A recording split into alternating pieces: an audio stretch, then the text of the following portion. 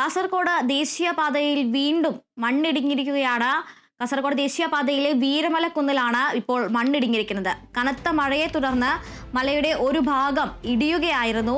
വിദഗ്ധ സംഘം സ്ഥലത്തെത്തി പരിശോധന നടത്തി അടിയന്തര നടപടികൾ സ്വീകരിക്കണമെന്നാണ് പ്രദേശവാസികളുടെ ആവശ്യം. കാസർഗോഡ് ദേശീയപാതയിൽ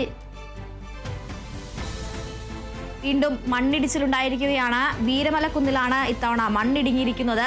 കനത്ത മഴയെ തുടർന്ന് വടക്കൻ ജില്ലകളിൽ കനത്ത മഴ ഉണ്ടായിരുന്നു. ഈ കനത്ത മഴയെ തുടർന്നാണ് മലയുടെ ഒരു ഭാഗം ഇടിഞ്ഞിരിക്കുന്നത്.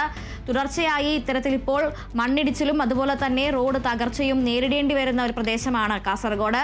അതുകൊണ്ട് തന്നെ ഇത്തവണ വിദഗ്ധ സംഘം സ്ഥലത്തെത്തി കൃത്യമായി പരിശോധന നടത്തി അടിയന്തര നടപടികൾ സ്വീകരിക്കണം എന്നതാണ് നാട്ടുകാരുടെ ആവശ്യം. കൂടുതൽ വിവരങ്ങളുമായി കാസർഗോഡ് നിന്നും ജോസഫ് അഗസ്റ്റിൻ ചേരുന്നുണ്ട്. ജോസഫ്, കനത്ത മഴയെ തുടർന്ന് വീരമലക്കുന്നിന്റെ ഒരു ഭാഗം ഇടിഞ്ഞിരിക്കുകയാണ്. ഈ മണ്ണിടിച്ചിലിൽ ഏതെങ്കിലും രീതിയിലുള്ള അപകടങ്ങൾ ഉണ്ടായിട്ടുണ്ടോ? വിദഗ്ധ സംഘം ഈ സ്ഥലത്തെത്തുന്നതുമായി ബന്ധപ്പെട്ട എന്തെങ്കിലും വിവരം ലഭിച്ചിട്ടുണ്ടോ? അതുല്യ, ഒരു മഴ പെയ്യുന്നതോടെ കാസർഗോഡ് ജില്ലയിലെ ദേശീയപാതകൾക്ക് സമീപമുള്ള മലകൾ ഇടിഞ്ഞു താഴുന്ന ഒരു സ്ഥിതിവിശേഷമാണ് കാണാൻ കഴിയുന്നത്. ഇന്നലെ രാത്രി മുതൽ കാസർഗോഡ് ജില്ലയിൽ ശക്തമായ മഴ തുടരുകയാണ്. ഇതിനിടയിലാണ് ദേശീയപാത വീരമലക്കുന്നിൽ വീണ്ടും മണ്ണിടിച്ചിലുണ്ടായിരിക്കുന്നത്. വലിയ രീതിയിലുള്ള മണ്ണിടിച്ചിലാണ് ഈ ഭാഗത്തുണ്ടായിട്ടുള്ളത്.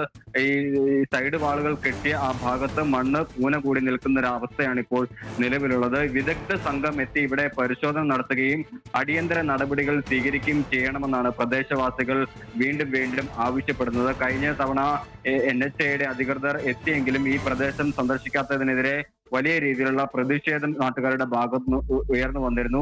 ഇതിന്റെ